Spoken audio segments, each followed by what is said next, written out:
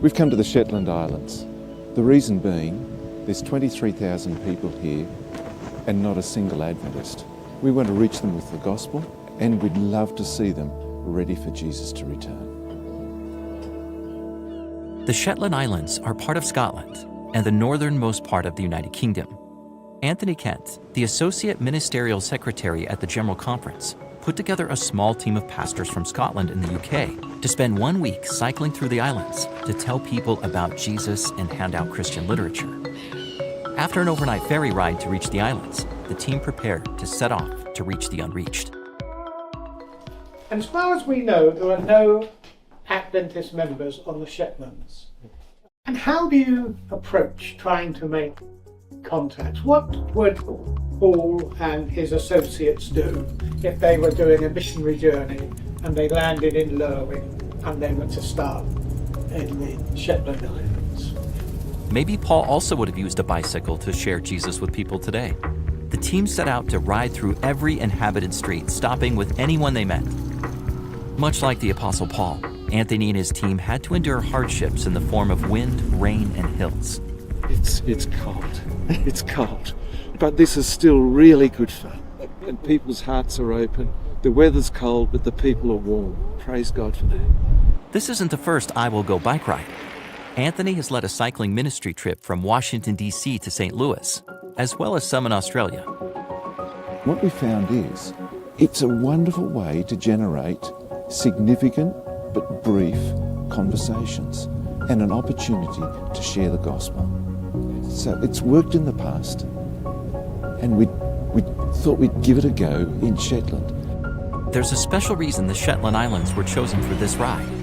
A man named Philip Reiki emigrated from Scotland to Australia in the late 1800s. He rode his bike thousands of miles around Australia, sharing the gospel with anyone he rode past. One of those people happened to be Anthony Kent's great-great-grandfather.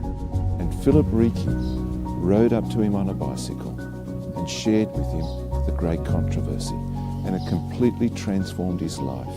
Now in our family, there are 7 generations of Adventists as a result of Philip Reiki doing that wonderful ministry.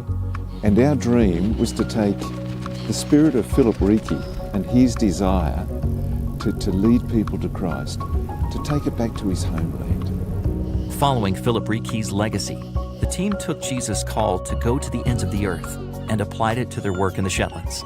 We've literally gone from the very south of the Shetland Islands to Sambra, and we've gone all the way north as far as we can ride a bike, from sea to sea in a sense. We haven't just stayed on the main roads, we've deliberately ridden past homes. We've seen people out and about, whether they're cutting their grass, putting their washing out, walking their dog, farming, working in the outdoors. We've gone to where people are available, and we've had wonderful conversations with them. Although this is not the way they normally witness, they've seen the value of trying unique methods of ministry. We have here a group of pastors.